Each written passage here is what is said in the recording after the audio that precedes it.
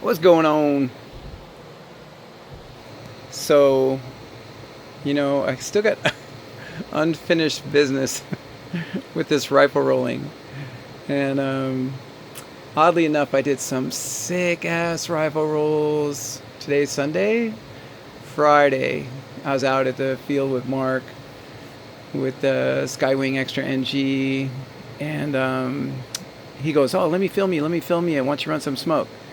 So I said, okay. So he goes, "Where's your phone? Where's your phone?" So I go, "Okay, it's right there." And got it started for him, And then I put some smoke oil in.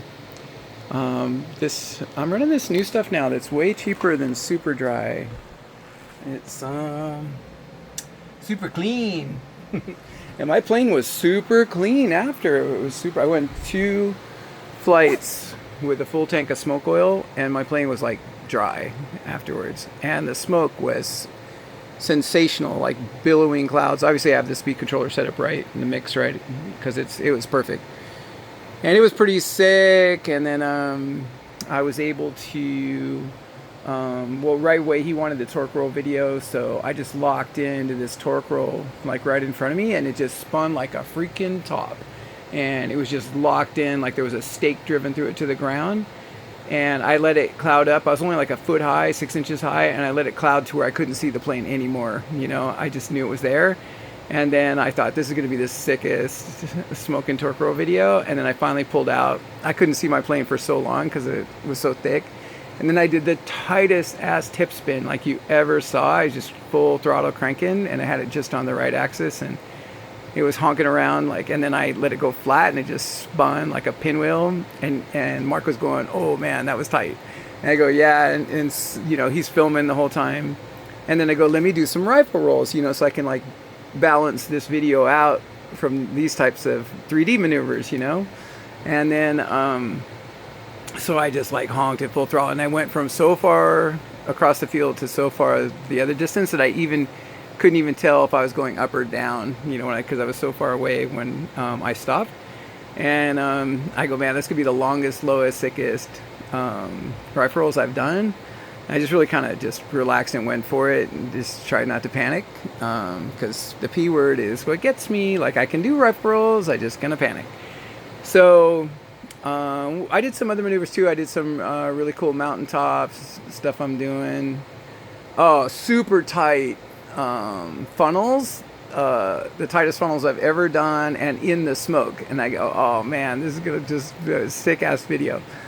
And got home, and he had it in portrait picture mode, so it's like super shallow depth of field. He did like 3 segments that he filmed for like 4 minutes. So he's moving the camera around thinking he's filming, but that turned out to be 6 blurry pictures because it's in portrait mode. So, the first one's where the first segment started, second picture's where the second segment ended. But he did all the work. Like, he held the phone and he like followed the plane around. But yeah, he was in portrait photo mode.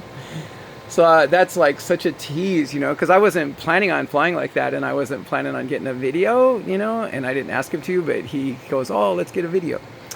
So that's a long dumb story about the rifle rolling, but the rifle rolling is still unfinished business. Even those rifle rolls were 25 feet up, maybe 20, maybe 20, but yeah, full throttle though, honk and long straight, But they're not 5 feet up. They're not 10 feet up. I'd be happy with 10. Like 10 is good. So, I kind of let it go most of the time for the last 3 years. It's been like 3 years ago it started to be the idea. Maybe 2.5 years ago, because when I first got back, I wasn't thinking about rifle rolling. I was just so uncomfortable even trying to fly. But for like 2.5 years, it's kind of been the goal. But I always talk about it. I really don't put that many minutes into it, and I never do it on the sim. And I should be able to do better. I know I'm old and I can't see, and I have dementia, but other than that, I should be able to do it in spite of all those things. And vision is a big problem. Like, when I can see things clearly, I do so much better, but with flying, but I'd have to equate most of it, to panicking. And maybe I panic because I don't see. It's hard to say, but if I had to give you my number right now, I'd say it's 60% due to I can't see that well, and 40% panic. How about 50-50? 50-50 I can't see, and 50 I'm panicking. So still unfinished business. So now we get to what is this doing here, and what is this? You guys might have figured out. This is, I think, Hangar 9 sells this thing for like $900. I don't know if they do free shipping or not, because they free ship like a lot of their stuff, but you know, other companies do too, and they still charge for planes. So I'm not sure if they do or not. But I've looked at this thing for a while. I think it's Phoenix models, and it's just so cheap. You always think it's a good trash can plane. And then you know you're going to get what you pay for, and you know it's not going to be like the greatest plane of all time, but for a trash can rifle roll plane, it should be good. And I've watched videos for like 3 years on this thing, and they some really elite pilots have got videos up on it that it was either given to them or they just decided to try it. But there's some videos of this plane flying like better than I fly, so you know, the plane can do it. I just bought it. It has 3 flights on it. DLE 120 with 3 flights. And it has high-tech, 7950s, 3 flights on the wings, and it has like JR 8911s, 3 flights on the tail, the rudders and elevators. So, you know, I could swap them all out, but rifle roll, trash can, you know, have that in your mind. You don't care if it crashes. You probably fly better. And I mean, the last time I did them 3 feet high was with a trash can plane, you know. And actually, it's not entirely true in that the best I've ever done them was with a super nice plane. It was that red and white Skywing. What am I thinking of? Laser. And yeah, those were really good. Laser? No, that wasn't a laser. That was a slick, right? Yeah, that was a slick. But those were the lowest, best ones I ever did. They're my feature video on my channel, and I was just going for it. And so that was a real nice plane, you know, quality engine, quality servos, latest and greatest of everything. So yeah, I did do it with that, but you know, most of the time that I was completely chillaxed, it was with one of the trash can planes, you know, and it just feels better, like, especially like, I mean, this is a really good motor and it's brand new, but when I'm flying the DLEs, I don't feel like I'm flying that good a motor, even though it is, like, it gets the job done. But, you know, I just get it in my head, like with a DA or GP, I don't really want to crash it, you know, and then the nicer planes I don't want to crash, and the nicer servos, and so since so much of it's mental, at least 50%, like we're saying, with, you know, maybe the other 50 being my eyes, but I've always said everything in the past is 90% mental and the other 10% is mental. So, regardless, somewhere between 50 and 100% of this is mental, and the fact it's a DLE and a Phoenix model plane, and the fact that I got it practically free on a used deal, you know, I'm hoping will help my mindset. You know, and I know even if I did, you know, I've thought for 2.5 years, like, if I did manage to take one of these and just, you know, consistently rifle roll at 10 feet high for the next year, that doesn't mean I can do it with one of the planes that I, you know, cherish, you know, so hard saying, but it, you know, maybe some muscle memory get built in, like some comfort level with just seeing it there. I'm talking away, like always, like rambling. But another point on that is that the odd thing is, every time I'm 5 feet high, which I haven't done in quite a while, but like a year and a half ago, I was 5 feet high quite frequently. I'm much more comfortable 5 feet high. Like, I'm more relaxed. I see the plane better. I'm better at rifle rolling when I'm 5 feet high. But the risk factor, you know, goes up like 1,000 times when I'm there. Like one little panic. It's usually not a bobble with me. It's just a panic. Like all of a sudden I realize what I'm doing. I start thinking about it. You know, I'm like, holy shit, you're in big trouble. And then, you know, that's when I can stuff it. So I just think that I've been saying this forever, 2.5 years, but I just think to me, just doing it more, especially at my age and my eyes, is just, especially my age, you know, like I need to do a lot more to get comfortable. Like if I was 14, probably get comfortable in a week, but so I just need to do it a lot more. And that's a big long story about how, you know, these trash can planes should help me. And, you know, I didn't keep the other ones for different reasons. The one that really flew 3D better than like any plane of that size that I've flown is the original Extreme Flight version 1 Extra 300. But the ailerons were just so small, I couldn't get it to rifle with any you know, speed of the roll rate, no roll rate speed. So I gave up on that one, even though that was a badass plane overall. And then the Hangar 9, I don't know, you know, it was just clunky. But I could have kept it. But then, see, I had the Hi-Tech 961 servos in there. And so I had all those expensive servos and everything. So I ended up selling that one. So I don't know on those things. And then, but this, if I leave this the way it is and just go fly it, it should be good psychologically. And I did make an effort. Like the Hangar 9 Extra 300X that I did, I spent like a month fixing that plane. Like, I had way too much time invested in that. But this one's pretty ready to go. There are some things, and I haven't even got to the point of why I made this video, because I'm so, like, Mr. Sidetrack. But there are some things, you know, it's like, how well do you trust these plastic control horns? And, you know, we've gone through this with some other planes that Medi and stuff have gotten recently, this level of quality that they give you this type of stuff. Probably these things are going to hold up. I mean, it's dual truss, you know, I don't know. But if I start changing them, then kind of takes away from the point of just flying it. I probably will fly it just this way for a little bit, you know, maybe put 20 flights on it, and if it holds up, and maybe if I see some improvement in everything, maybe I'll go ahead and change these to some Dubro steel posts or something, or some carbon fiber slotted, you know, composite slotted control horns. We'll see what happens on that. One of the little things I'm going to have to do, there's always something. Like I said, it was a month on that Hangar 9 300X. That was really pretty bad idea in the end to get that plane. But these stabs, which I always remove the stabs for transport, and I have them removed in the garage too. They're always removed, and these are basically not removable the way he did it. He's got, you can see that's the extension from the servo, or that's the servo lead, you know, that's on the servo.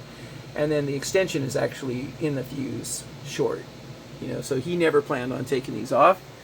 So I got to change those elevator extensions. So I have to do that. Of course, I'll have to do tank and plumbing. Can never use this stuff.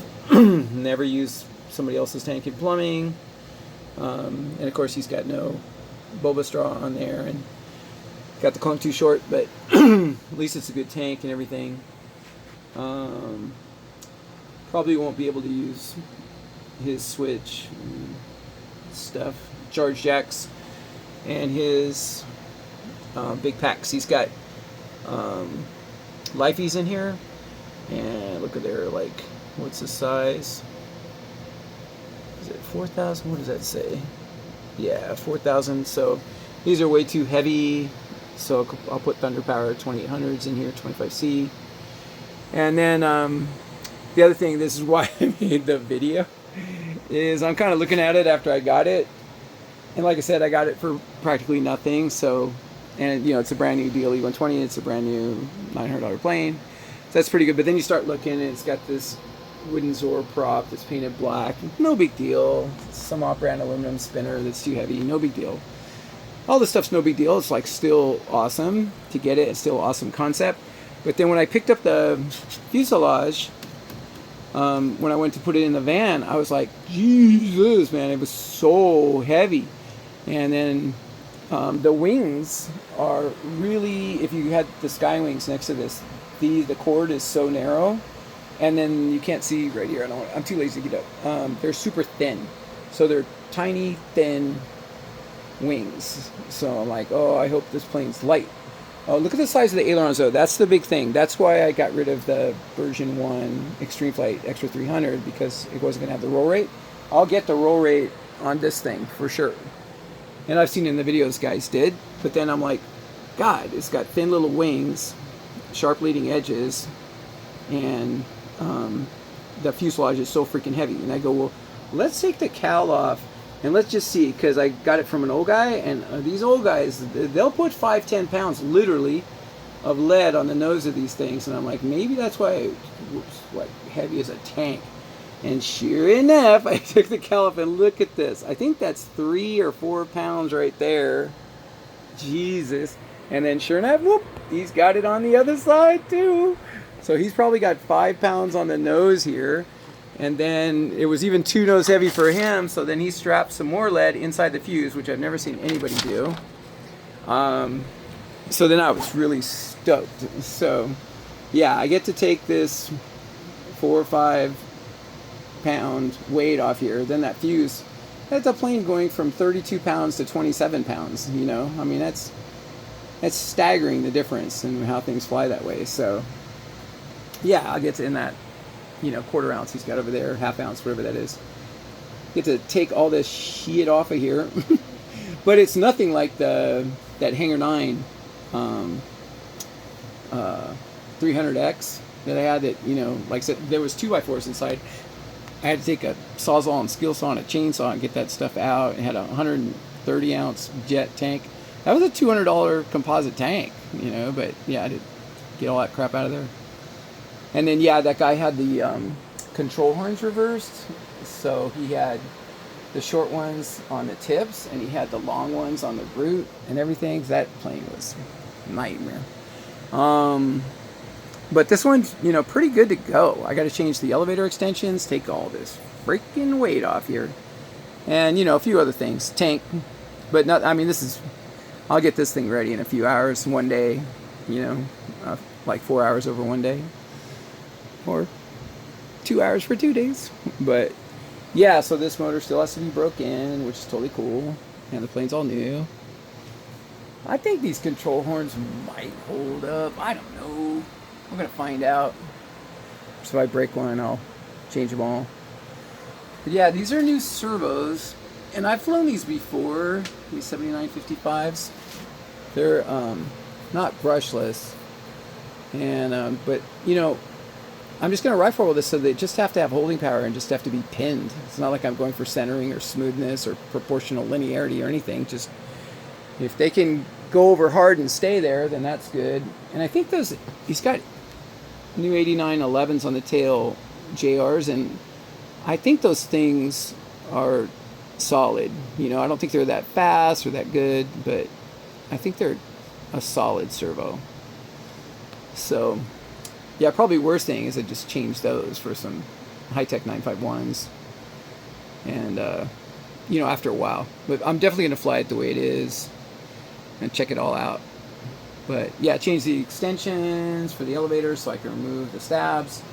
Change the batteries to Thunder Power 2800s. Change the plumbing to Dubro. Take all this weight off. And I'll try this prop, but almost guaranteed. You know, for rifle rolling, this looks like a 2810 as well on this DLE 120, which is kind of maxing it. I mean, it can handle it, but, and just would, like, it's going to cavitate and it's not going to pull it through the same way. On the rifle rolls, the prop makes a huge difference to me. Like, if I go big diameter, small pitch, that's when rifle rolls are really challenging. And when I go small diameter, big pitch, it's like the motor just pulls the rifle roll through, you know, and you seem to have a lot more control. You kind of feel control. You feel connected and controlled on the plane, like you're pulling it through. But when it has, for me, it'd be interesting to talk to some other good rifle roll guys, some guys that are good at rifle rolling, you know, because I'm really sort of not. I mean, I can do it, but you know, and see if they agree. Because, like, for me, when I go to like a 2711 or a 2712, especially the 2712 even, but I like to stay in the balance for the other maneuvers, and I go 2711, and then it just feels totally different. It feels like the motor, the engine is just pulled, like the nose is just being pulled through the rifle roll, so you feel just disconnected versus when you have the big diameter and the small pitch, like a 29.9 or something like that, then you feel the plane just wobbling around. It feels like kind of warbird, like slowing down on final, like it just, I don't know how to describe it, but the nose isn't pulling it through, it's just kind of sitting there wobbling, and it feels like much less control. So any of you guys that know anything about that, be interested in your comments on this video. That's kind of the latest thing. Of course, I'm going to take that pilot out. It's a terrible pilot that's too small and out of scale, and I don't want any extra weight on this thing because it's a rifle roll plane. I might not even run a spinner. We'll see. But I do like spinners, but I think it's going to have to be a light carbon fiber one. What else have I been working on? I've been doing maintenance on some of my other planes so I can fly them harder. I'm thinking about, I'm gearing up. I've got 2 months. I'm so bummed I missed the Lake Casitas event. I've been planning on that for like a couple of years. I've wanted to go up there, and I wanted to support Matt, and I wanted to see everybody, and I'm super bummed. But my neck was totally kinked, and I couldn't find anybody to drive with me, so I just couldn't do that 3-hour drive with a kinked neck. It just wasn't going to happen. I didn't even care that if when I got there I couldn't fly because my neck was so kinked. I was like, who cares? I just want to go see Juan Sanchez and all the guys. And yeah, and Santi Perez was there, and I think, am I going to call him my second favorite flyer to watch? But I always talk about he's like his flight envelope's the best, and everything, the broadest range. Like Santi's badass. So, and he's super cool. He's always been super cool to me, helped me with things, showed me how to start the big 4 cylinders, and yeah, he's super cool. So, and that lake, and yeah, the whole thing. Kind of bummed on that, but I am gearing up. And it was bad timing too. I wasn't really flying, and I had some things going on, family stuff, grandkids. Grandkids are taking big priority these days. But we got the Hammond event, which is only an hour and a half away, and my neck no doubt will not be that bad. That was kind of an aberration. My neck always hurts, but it doesn't hurt like that. Like couldn't even move. And yeah, and all my business should be cleared up. The grandkids don't come in for like 2 months later. So, and I got my mom, different stuff. I don't know why I can tell you guys all this personal stuff, but yeah, so I'm really gearing up for that. And then we got the RC Super Show, and we got the Compton airfare for the kids in October. So that's all heading up about 2 months from now. Yeah, so I got to start getting geared up. So getting the planes ready, gonna try to get myself ready, because I've had a slow year of flying. Ever since Irv died, things kind of changed for me. Irv really made it for me at the club level. Clubs are a trip, and there's no club that's not. It doesn't matter what club you join. You want to ask somebody about a weird club situation, ask Caitlin Clark with the WNBA club. What a nightmare that is. So, yeah, but you join a sewing circle or an antique car club or a motorcycle club, doesn't matter. There's always going to be some guys that, you're friends for life with because you met them there, and some guys that just make everything more drama because they're around, and yeah, and some guys that just make it such a fun experience that nothing else matters. And, Irv was kind of that way for me. He was just really kind, and he was a member of the board, so he kind of, was like the ambassador of goodwill down at the field, but also he kept everybody in check, and he was just an unusual guy. I've talked about him before, in that he didn't seem to have any biases for me. Even we talked about politics on occasion, and he didn't seem to have big biases on that either. He would ask, he goes, well, like there'd be like 10 of us sitting around BSing, and he'd start by saying something like, well, I haven't really read up on it all that much, and I'm sure you guys know a lot more about it, but what do you think about the situation in wherever, Bosnia, it doesn't matter. And, Cuba, and we'd all start BSing about it, and he'd never just go, oh, no, well, that's not what I think, or, yeah, you're an idiot for thinking that. He just, brings some things up from time to time. But then, Moore talked about family, talked about flying, and he always flew. He's one of the board guys that always flew. Like, he always brought his plane, he was always flying. Like, probably every 20 minutes, you'd see him up, he'd be flying another flight. And, he was flying at the field with a big smile on his face 3 weeks before he died, And so he really made it for me out there. And, yeah, when he died, I just lost some motivation. Not quite as fun, but there's still a bunch of good dudes out there, as there are in all clubs. You're gonna find the good dudes, and there's always some good dudes. But I kind of thought this is the longest I've flown, I think, ever. I usually fly like a year and a half, and then I take big breaks, and I'm got like 3 years now, so or almost or something. And then I was thinking, yeah, it's just time to just start rock climbing, maybe try to get back to surfing. It's pretty hard when you're this old and this fat and this slow and this injured. But I, thought about all those types of things. But here I am buying this plane and stuff, and then I have another new plane coming because I just still feel like I got a little unfinished business. I'd like to get the rifle rolls down, maybe a couple other maneuvers. I like to do a Santi slide type maneuver. Like, I do kind of a different cartwheel than that, but like on the runway, like 10 feet high, like Santi does it. Like, so those are kind of two goals. Like, I know, I can't be an elite pilot. I can't be one of the better pilots and, compete or anything like that. It's just totally ridiculous concept. But I've always, there's certain things that look good to me that I like to do, so at first it was a torque roll. Like, there was 4 guys in the world that could do a torque roll then. And then it was Harrier rolls. There was like 10 guys in the world that could do them then, like a foot high. And then there was Harrier rolling loops, where there was just a handful of guys that could do that. And, then, rifle rolls. And some type of cartwheel maneuver, like a Santi slide on the deck. Like, those would be really cool.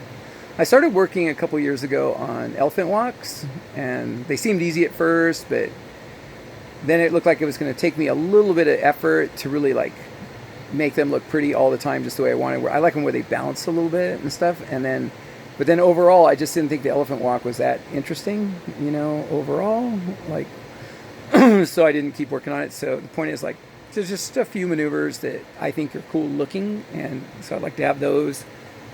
And I do feel still a little unfinished business. I was talking to Mickey Crawley like a year ago, and he was my mentor more or less when I first started in 2001. I didn't know anything at all, and he knew everything. He still does. He's like maybe the most knowledgeable guy there is when it comes to these planes and flying. And he's taken some breaks too, and then he got back and he designed some custom composite planes that he hand built.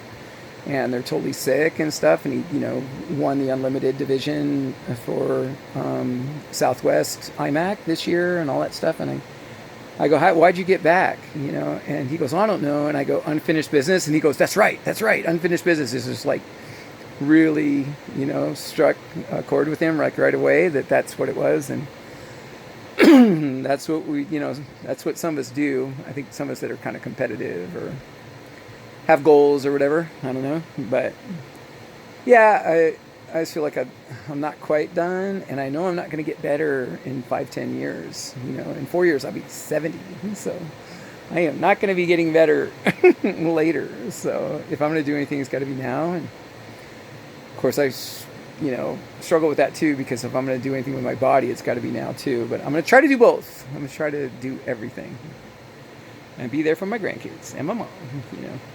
But that's a long story, but now what things are coming up for me. And I'm hoping DA comes out with the 180 soon and comes out with the 240 soon, and then can think about what plane to get for those. Probably should start thinking about what plane and get it soon, because everything's always totally back ordered from everybody. But those engines are going to make it fun, to fly again. Because I've been in this 120 size for a while, because I just didn't have any luck with the 170cc size planes. Best I did was the DLE 170, you know, and that's pretty good. It's a pretty good motor. Um, it's funny how it's strongest in class for those classes, and the DLE 120 is not, you know. But anyway, yeah, looking forward to the 180, but really looking forward to the 240. I mean, I think the 240 will motivate me to get a plane more than just about any other new engine. And yeah, looking forward to those events. 3 events coming up, you know, in 2.5 months. And we'll see if we can get anywhere with this thing. They're actually, if you watch the videos of them and look at the pictures of them, they are good looking planes, you know. And like I said, there's videos of guys like flying totally sick with these things. So have my fingers crossed. We'll see. Like half time I do these things and I go, that was stupid. But this is smarter than those other ones. This is not one I have to tear apart and rebuild, you know. So that's good. Alright, so this whole video was supposed to say that the plane felt super heavy. I took the cowl off and 5 pounds of lead. and how cool is that I get to take that off? So I'll come full circle and just say that. Alright, out.